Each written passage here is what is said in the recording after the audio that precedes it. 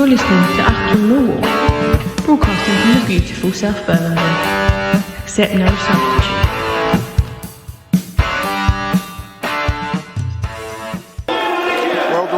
Welcome, dear listeners. Welcome to the Riverside Stadium for the visit of the Lions to Middlesbrough. We've journeyed far into the northern wastelands for this one. First away trip since pre-COVID. I think the last one I did was Sheffield Wednesday away. I think it was in February 2020, just before the whole kit and caboodle shut down. Your Millwall team today, dear listeners: Bart in goal, back three, keeper Hutchinson, Ballard, wing backs Malone and Leonard, midfield two, I believe, Mitchell and Saville, Mason Bennett, Jed Wallace and Afobe up front.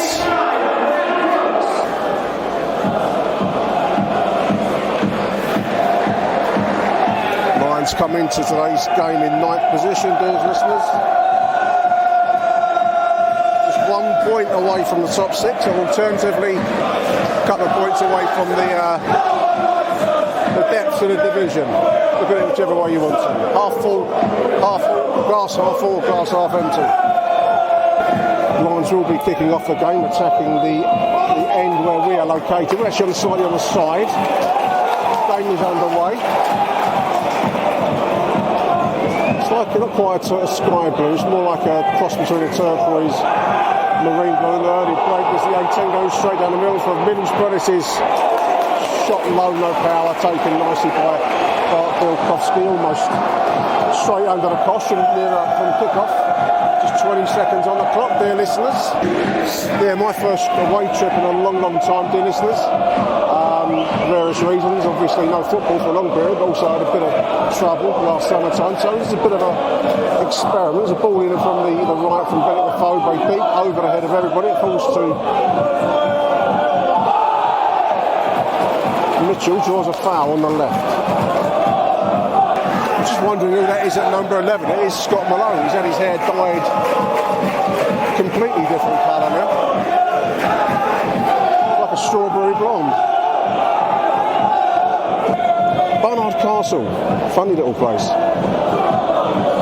bit like a 1950s Ladybird depiction of a rural town. Quite nice. Big ruined castle, as the name would imply. Great for your eyesight, of course. Now here's Bower on the break down the middle of the 11. Great tackle. Ballard. Wow, goal-saving tackle there. It's all go. 4 minutes into the game. Big into flags at the Middlesbrough home end. I presume there's an ultra group waving a red flag and a black and gold one. And there we are. That's the Lions' reaction to all that nonsense. London News Online reporting the Lions pretty much at full strength, which makes a change this season. Full strength squad. We're in a good place, says Gary Rowetty, and that's going to make picking a squad incredibly hard. Just 18 spaces available from a full strength squad of 20 plus players. So one or two sad faces, no doubt, in amongst that group. I wonder whether John Daddy's face is sad, who's not even making the under-23 side at the moment. He must surely be heading out the door come the January sales, dear listeners, I would think. I can't imagine what's in it for either side to remain, unless he's, content to collect a packet. I suppose who wouldn't be? I might be. But then I'm not an elite top-class footballer, nor is he. I love the lone voice walking round outside. Yeah, there's one bloke doing the monk chant, single-handed. I take my hat off to that kind of willingness to stand up and perform in front of others. Middlesbrough, left-sided attack. 14 minutes. They look dangerous when they come forward. There's a little jigging run down the left side that pulls over into 1-0, headed home at the far post. We allowed the left-sided winger too much time and space. Ball was looped over the top of the 6-yard box and headed in at the far post. 1-0 Middlesbrough.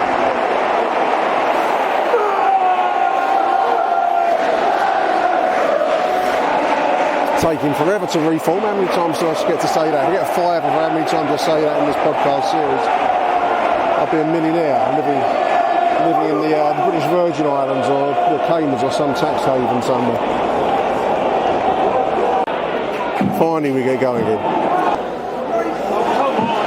Billy loses that midfield, break on, 25 on the right side of the D. Ball inside, that's put wide, shot blocked by Bart Bielkowski, headed by the 25. 22 and a half minutes, Lions dodge a bullet. Oh dear. Long ball forwards, over the head of Mason Bennett.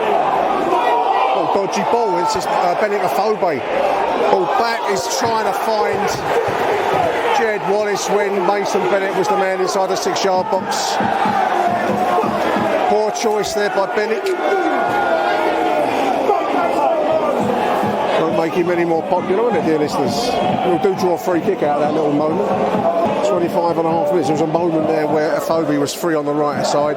A ball into the middle. But Bennett did have some with him. But the ball back to Jed Wallace was always going to be an ambitious one. It's going to be a right-sided free kick from Millwall. Fucking like that ball, come on! Jake Cooper forward, Afobe forward, Hutchinson. In it comes, right side. It's deep. It's headed back by Ballard. But Middlesbrough will bring away. A surging run down the left side. Malone will draw for a yellow card. A little clip on the... No, nothing. I thought he kept him. As it is, Afobe's now released on the right side. A little moment of controversy there. The stadium clearly thinks that was a foul and a yellow card. I must admit I did. But we'll take it. This is Millwall now in possession, coming forwards. Jill Saville, Mason Bennett on the left side, he spurges past his man into the box. Bennett Afobe. Afobe bangers in from close into the 6-yard box. Millwall!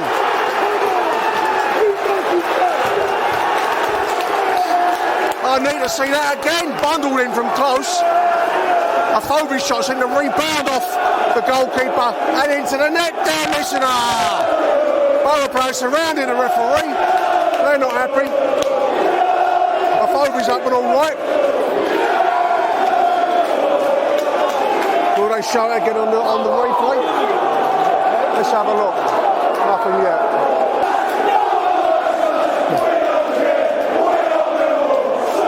Afobe punching the air for the travelling support there, dear listeners.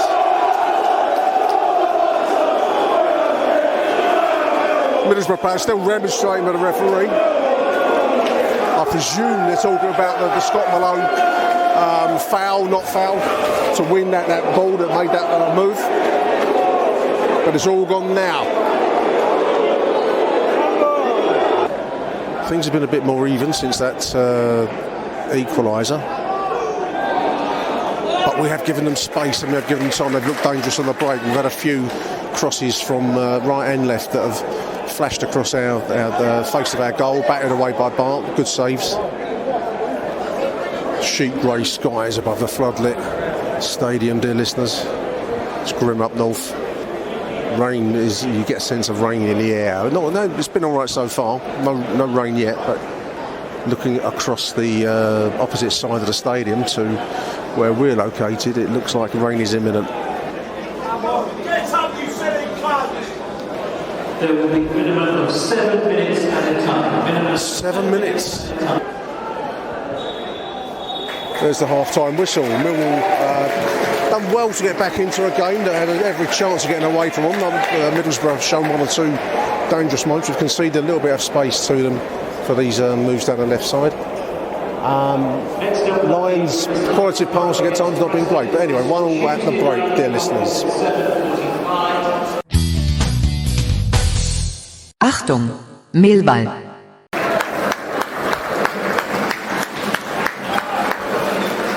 Here come the teams for the second half, dear listeners. Reading the comment on Twitter. It sounds like Bennett got away with one for the in the move for the goal.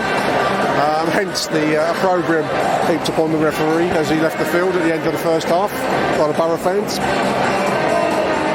Some you win, some you lose. I mean, many's the time that we haven't got away with stuff like that, so I'll take it when it's offer. The football cliche is that these things even themselves out over the season. I guess they do. Just looking at the sky above the floodlights, so it went from sheet grey to slate grey now. I think rain is more than imminent up here in the cold wastes of Mordor. Away we go. Millwall attacking the. I don't know the name of the end. There's a huge kind of shipyard crane arrangement behind one end of the stadium. It's built on literally riverside. I'm guessing it was once upon a time shipbuilding area, and you can still see bits and pieces of the industry that once sustained the area around it. As I say, it's located in a fairly sparse area. There's nothing else around it. A lot of space between the university buildings that occupy the route up from the railway station. One or two pubs, but not much else. Anyway, Mill will be attacking that end. There's a banner, the 12th man end. Angels all over the world, whatever that means. Mason Bennett's gone into a challenge, gone down injured afterwards in midfield. Notoriously prone to injury, of course. I like him when he's fit, but he does seem to take a knock very, very easily, Mason, doesn't he? We'll put the ball into play whilst our man gets some attention. And again, the quality of our balls forward has not been brilliant. Jake just punting the ball forwards to try and find a phobie, but it's over his head. Halfway inside the Millwall half. This is the 25. 53rd minute of the game. 25 in some space. Edge of the D. Shot tipped over by Bart. That was on target. Good save, Bart Bielkowski. Again. 53 minutes. Going to be a left-sided corner. They've shown a willingness to shoot from various angles, and Bart's been equal to it so far, listeners.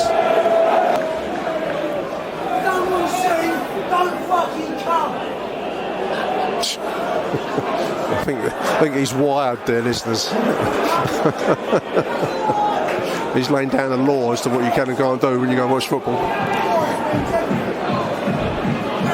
I remember when to see the Ruts at Hammersmith Odeon back in the late 70s, and the bloke was doing something similar about getting people to dance. He wanted everyone to dance, even though I think the Ruts were support for the Clash, I think. Ruts DC, that was it. Ball spending a lot of time in the air at the moment, dear listeners. No real control exerted by anybody.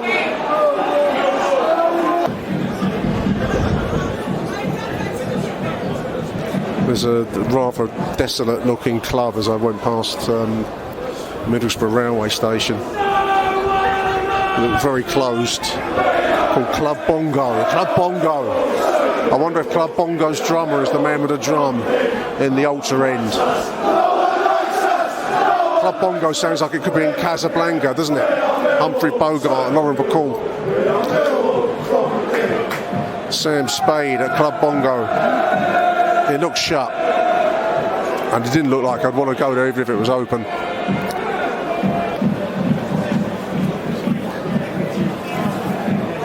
The Club Bongo drummer and smashing out his insane rhythms, jazz inflected 4/4 time rhythms. We're just having a little drifty feeling at the moment, listeners. Whether that's been me being lulled into a false sense of drift, I don't know. We just seem to be lacking a bit of pep, pizzazz. Some will say that's been all season, won't they? The snarks amongst us, the cynics, the naysayers. You know who you are. Crowd doing its best to get behind the lines for the last 13 minutes or so, plus any injury time. Won't be as much in the second half as that first half.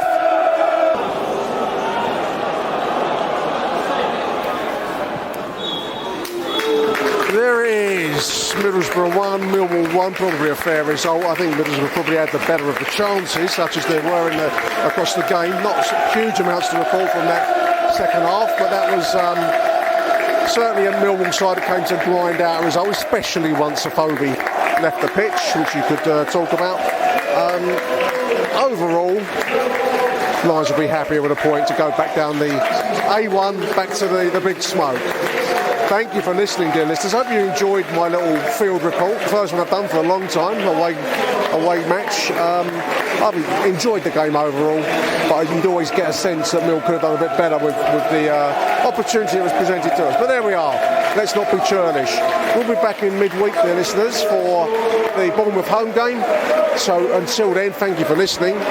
Thank you to everyone that came up the 500, that came up the A1. And until midweek, it's Arrivederci Millwall from me, Nick Hart. Thank you for listening. Bye for now.